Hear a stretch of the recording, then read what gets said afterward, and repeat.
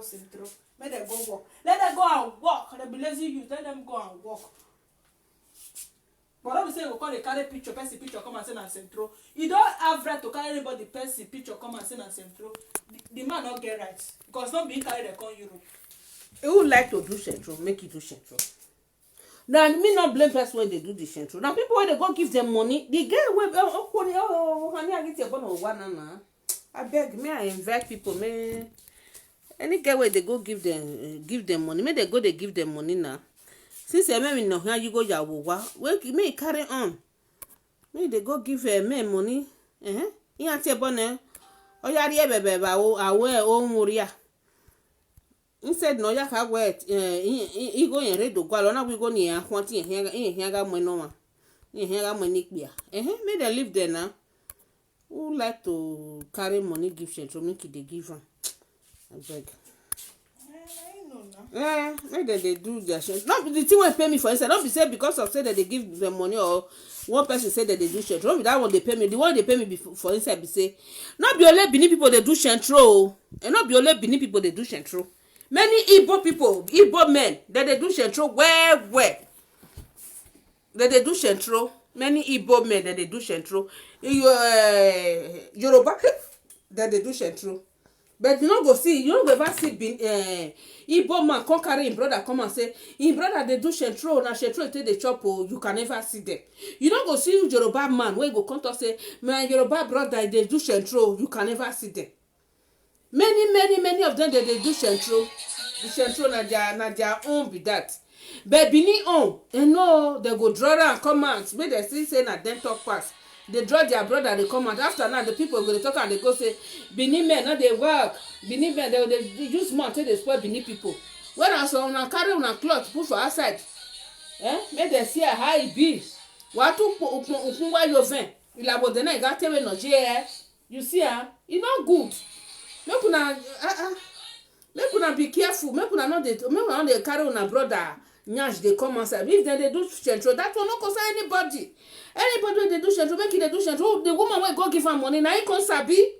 Now he sabi because they swear for her. That's why they go give. They go carry money. They go give one man. That man call they do shentro for his head. And even if na medicine, that the man just for that. If he not they attractive to, if he not carry in mind put for that man, the magnet when that man get, you not go magnet him.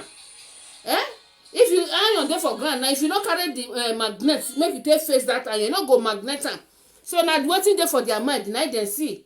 How many are me in like any day, Becky? When you make what you will enjoy man and no papa where you had to be mentioned through. Oh, but now when you kiss uncle your one. I just say, well, those kind of small things go come they bring problem. I don't have to bono kunorowa, rabije no ma kwama. All those kinds is not good now. We are matured enough to correct ourselves. I need to put up my mother, Emma. If you do, I just tell you. Imagine I don't know, I don't just know. If you do, maybe go jam with Buwalaja, Buwalaja, I shall go this and that. Tomorrow night, other tribe will call they call it Benin women. I shall go. What are someone come and they say I shall go. Now only Benin women they do I shall go. Other tribe they do I shall go for this Europe. You not go ever see them. Say they can't talk them. Say that they leak their secret out. You know go ever see Igbo man in brother in person where you know go they do yao. You know go come and say this my brother that they do yao. You know go come and talk am. Yoruba the same thing. You know go come and make it come review the secret. Make it come expose him brother come outside. You know go ever do am. But Benin, hey, if that your boy don't wear one shoe and that shoe. If you are pass or you may spray one perfume for body, go say, you know, see, na jao, the next you go carry bed the rainbow. Hey, you know, see, more than na jao, na more than they do, as soon as see, so na jao they do.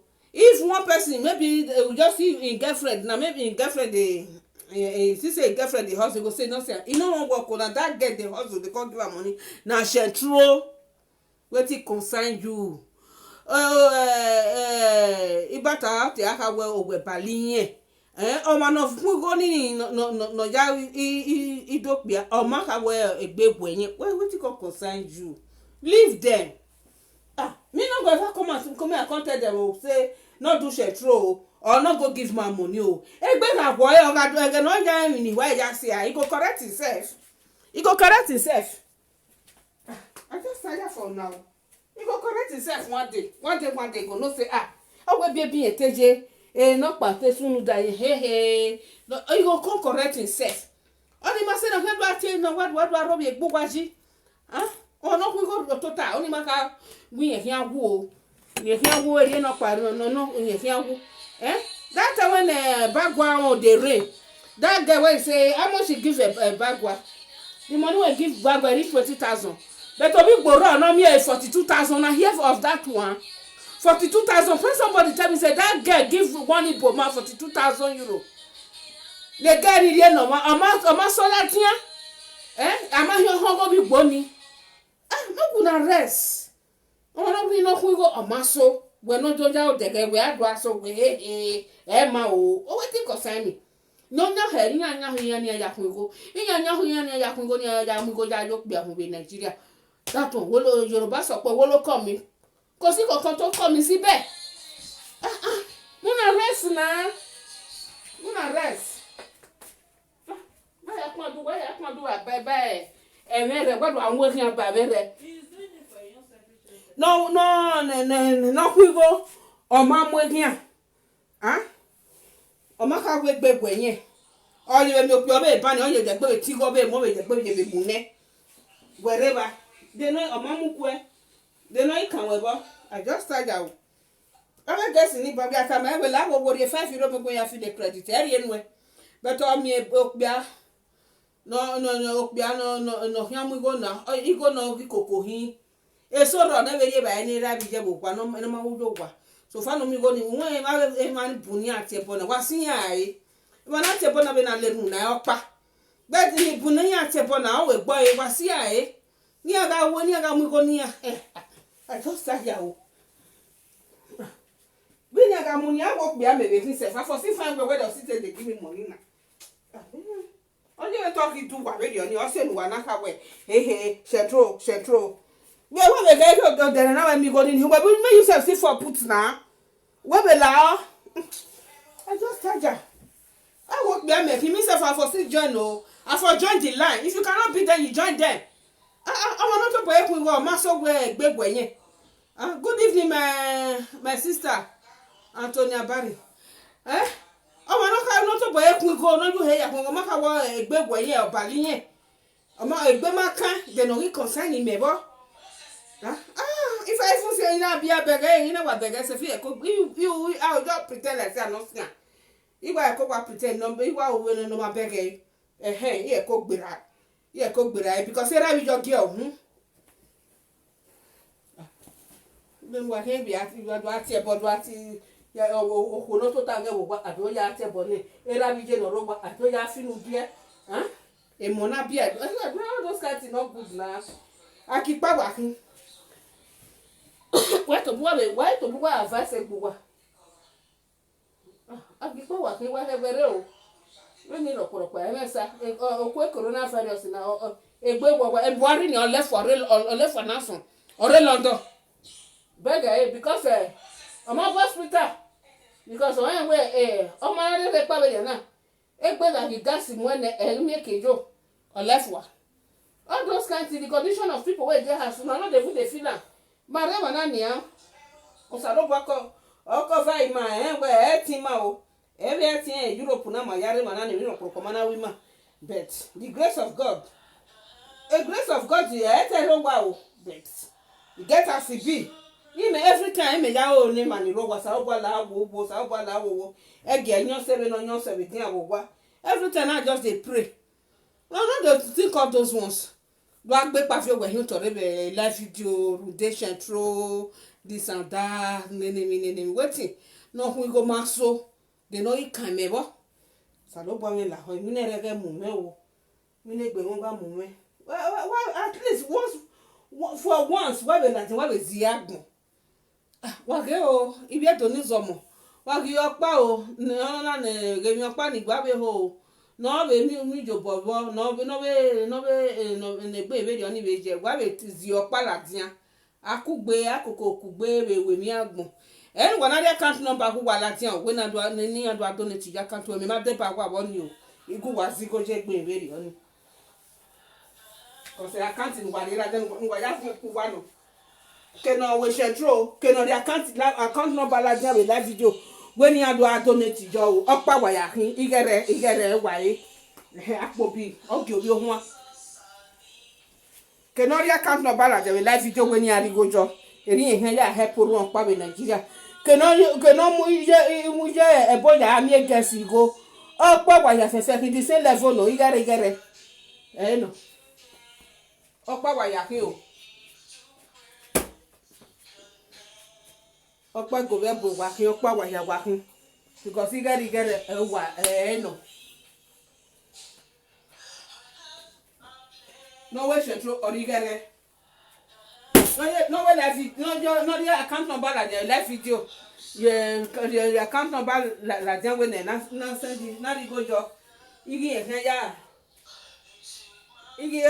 ya help orun pa be ro wa do donate igere obe so the same thing no uta pa mu wa ya igere wa ya e so wa do agbin na live video where ono na you know na una e mind because igere oru wa ya o we are of the same category opa wa ya kin we are of the same ke central ke no we na wa do donate ori eme no na enemy foundation o eri eme enemy club o the same thing wa kin ke central ke no do re dorigo the same level wa ya je o wa ya rigo igo no because wa do wa na so wa do rigo yan rigo wa collect 1 million wa ri 200 no wan wa kan we no ke wa sien yepo wu wa no be do agbele bu wa we latian eri ona ri gere dere eri no pari gere dere wa ka ri do efo ne amaka se do se menu wa we do tale bu wa we latian wana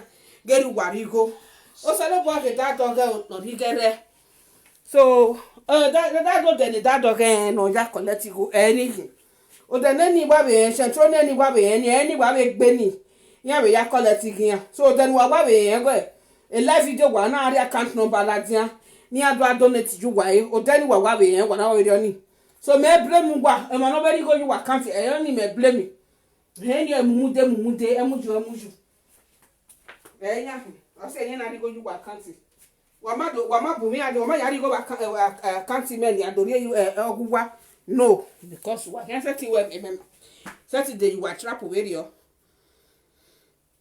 so opa wa ya kin wa ga gbegbegui o oni me gbe ni meta mu wa ga gbegbegui no make them not dey fight themselves again because all of them are thief oji wa ya kin when they sata oji wa kin oji ona kin oji wa ya kin no dia kan no bala dia we wa ri go jo o ri ehe ya we nene mi o igo ni he fe na de ya kan to we lo no hono e ko bo we ri le wo we lo bo oji we kin e central oji no oji no oji wa ya kin all the way the time wa what do I have we oru opa do approve innocent we yan ma se you can fight o yan ma se yen we gbe mi nu gbewu oji keke ari ke ho ya gun ojo won I just saja o oji no fight you are free to fight oji o wa hin iyan ga bi ahem gwa bi life video we gbe go see Benin people all here so ni me iyan tell me no ma gba ni ke Benin people no wa so no me go see Benin people just start again whatever if you do I don't know wa si le ku wala jakin agbegbe agia wa si le tun wala jakin aweja o wa si le tun wala jakin yan we central whereas other tribe they are still doing it even self central ni bi gbogbe or so ge bi edo Benin people dey learn for where people dey for central guy ni no gbe opo no bi ene wa be Germany be there yo ni when I hear you say try to take ige benefit ige social ni na gbo start opo ni gbegbo aba bi gbo no oga bi eto no yan wa mo ye somebody bi edo ka mo la dia yes mo ni ejo he o so person o samuja me gbo bo kan wa ba me ige social wa kan do mo la dia but wa be bi gbo pa do ta we mi no bi gbo emi no tin ya u na ke ma wa mi bi gbo pa la dia do ta o wa to agbe o to agbe o ki bi e do to agbe You people can esa na agu wa ho yan ko ta we wa be ka we la video we ma na bi sin be sa na agu wa ho yan ta o me so pa ni aga agu de yo ina adam e ho orun apaga igun na agu e so galicious native doctor igun we wa kan je bi je be ni wa ibi edo je a ibi edo no gbegbe yan la dian wa ha me ya wo no aheme ja nwa ogbo wa ye pin opin yo ibi sa no we si ko ma se yan be yan ju wa yan gi wa je ibi edo no gbele bu wa la dian wa be ye gbu wa ta bi edo no gbele bu wa la dian e yo pe ani igun je e video ge so galicious native doctor tell you ina gi ko na u bege ogweni ama ho no ya tell dian ye gbi ye na do bo agui ye bu ye ko gbu ye ko gbu do o so le la dian azene ni abi jian mati o wen ya de do ta ya we ni abi jian ti I just say for no wa me na kaka bo fi bo wa o sia o sia people can fight. wa na mi ne gbe agwo wa to ta yo wa egbe ga agwo wa fe ko ga wa da wa ila wa cause imine re na hin imine shetro mi na we no mi ga we shetro si ai e wo nya go ni ai we shetro no mi ga we jao si ai e wo nya go igo no mi be jao no mi ga ya ra se fo mo si yara o ma do ra be kenuje o ma mo si do ra we ko se ai nya wa se ma gbo ma ati aze de no yo gwa bon wa eva ke wa ya kan do agbin na vie pa no tore ibi edo nya wa mo re live do it it's not good wa gi mi ne da do ke mi ne gbo ma mo ma mi ne da do ke gwa mo da do ke is the best ma mi opa no he gwa se na wa fo na o egbo wa gwo me o ekwe mu me o ekwe wa mu me we be se ezo na esentro se ezo ibi edo pa we esentro ibi edo pa no ibi edo pa we ja o ibi edo pa rekotwa ekotu no redo nekere no o gwa ekotu no redo nekere no se ya wa ge ma so gwa nyanya ni gwa ge igwa ge obijo ba no se no o ga re ma ne ita mai ite story so mai mi na wi me mi e be gbi e buya then na re ko ige me we God save you keni ogwe are you sure we ma de ba na ma de ba ile ya fefe gbabo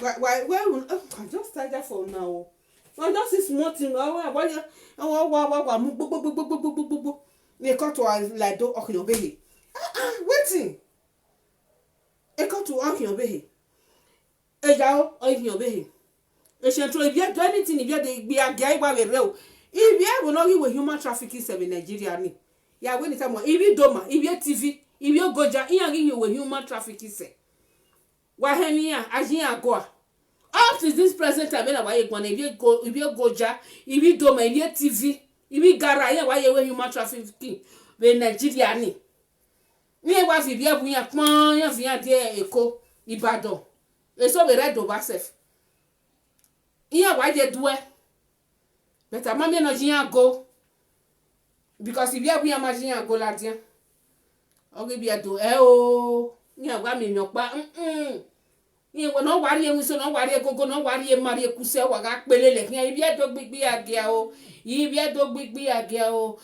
edo weja o ibi edo courtesy o ibi edo azen o ibi edo rahian o ibi edo anini o ni wa ga pe ma kukuse iwe gbe wa wo npe ya ibi edo ho se opa se wa we na ibi wo be we ehani yani aheni yani kaka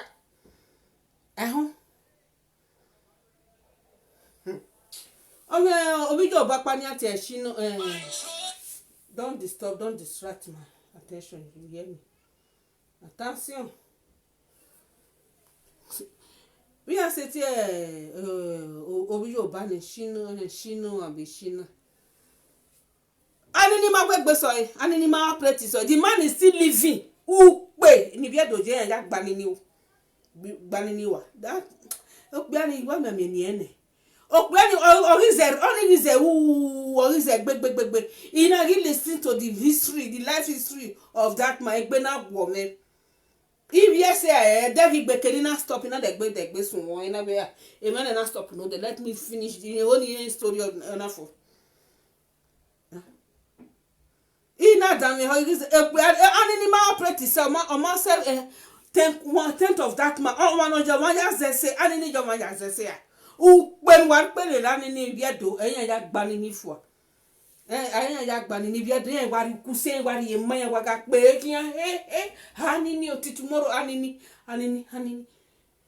o pe na ma he mo oye o pe na ki se ona do repent ona do kian evangelist ọ̀gá ètò náà yẹn gbẹ wà ní yẹn ju pé yà gbẹ wà ní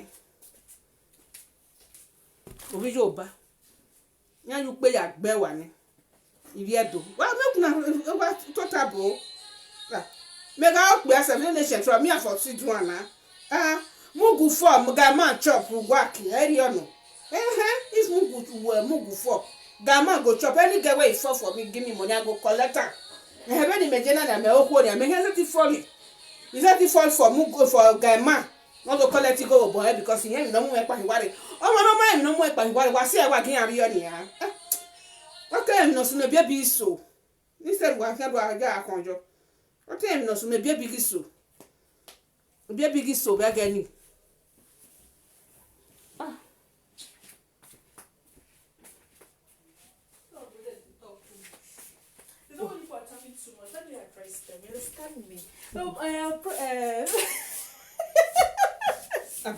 That's your crack voice. My viewers no one hear that your crack voice.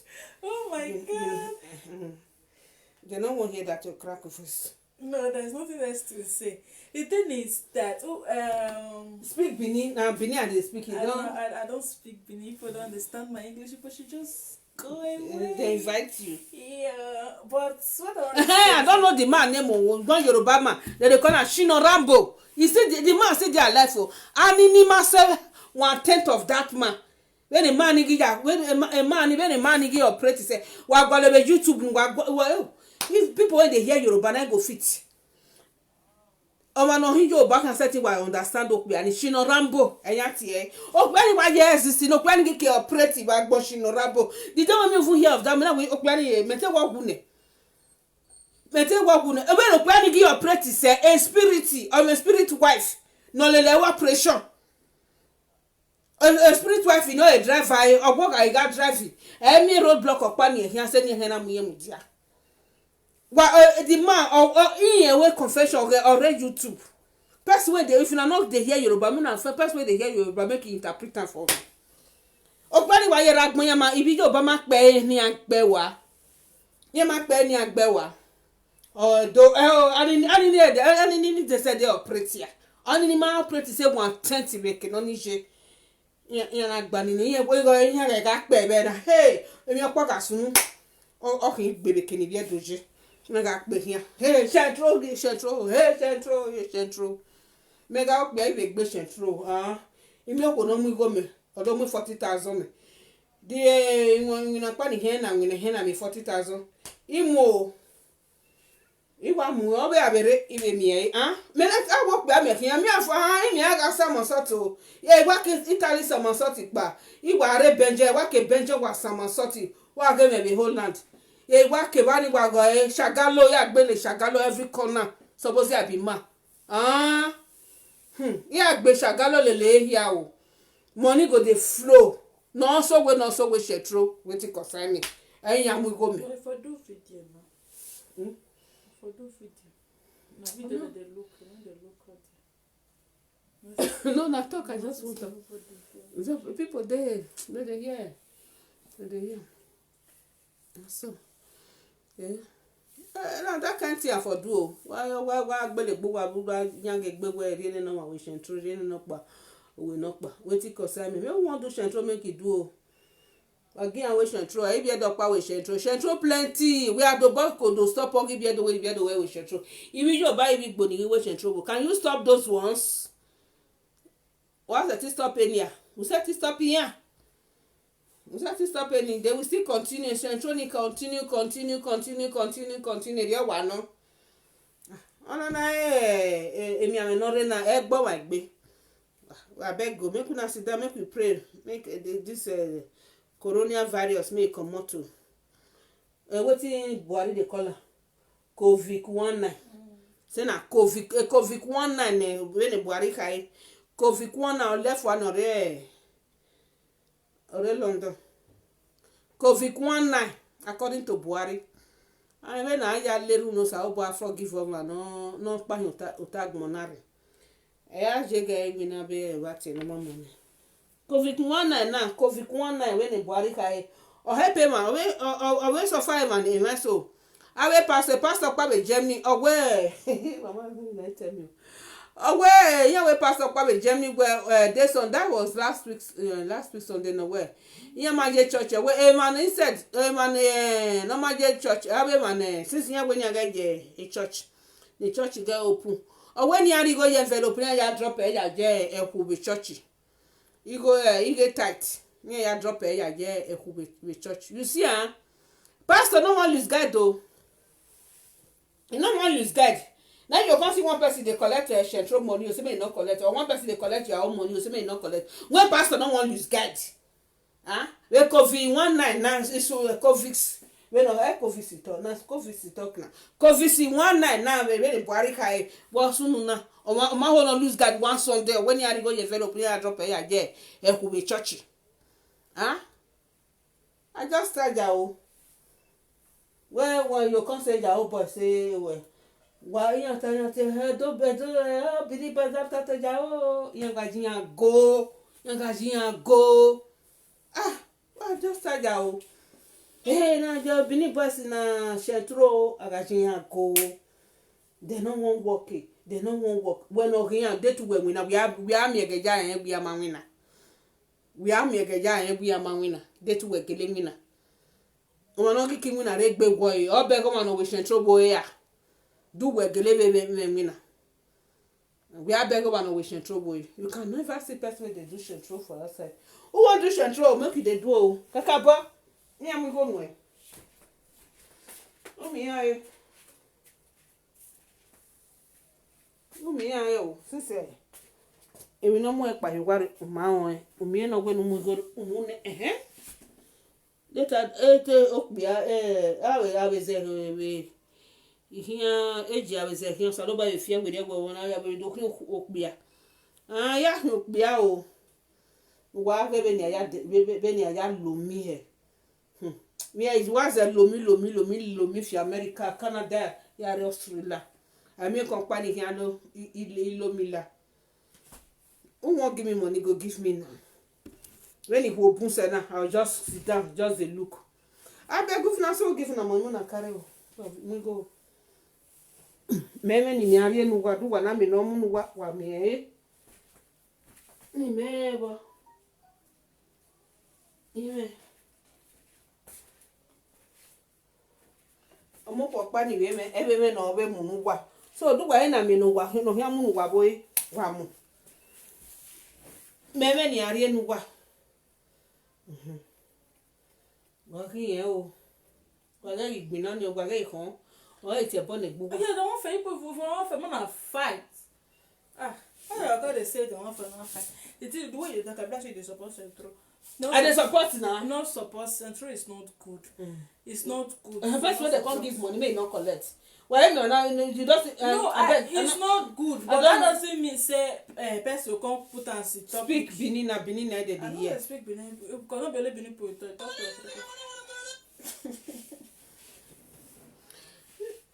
why not go support them I go support them or who want to Central make it do not be the just see that me and go back then I know you talk now say they don't use as topic somebody cannot just come and tell you use as a copy say stop Central they don't use gun take collect a lot of topic there to talk about not be just come and say stop Central must stop Central must stop So that no be topic. Central go stop, e no go stop, e no concern anybody. Make dem no quarrel put. You when you say make Central stop, you say the people wey dey do Central e no good. You sef go carry number come out at account number come out, make dem put money. You wan take am help them. The same thing na Okpa go be breaking ya.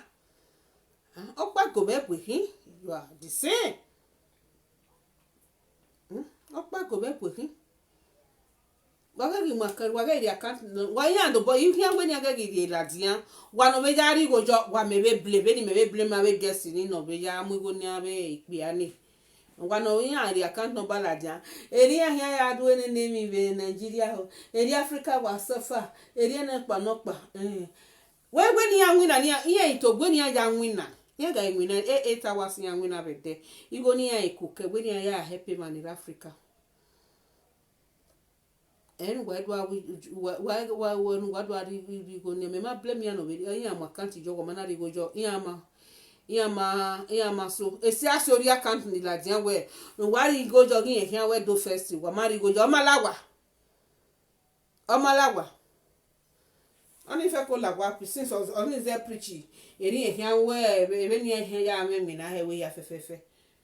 Me call herself why when I when we me mula jena we go he get omala go do something your ma clear be home say e na ko egbere you marry go jo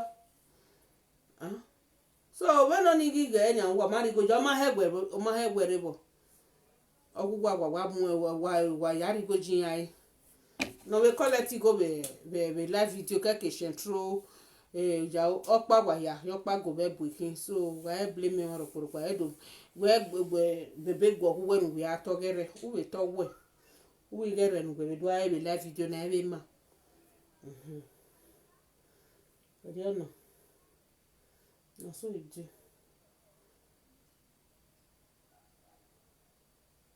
now where there's for sure God yesterday say God ask God for help. The show for sky. I don't know the country where that one for sure.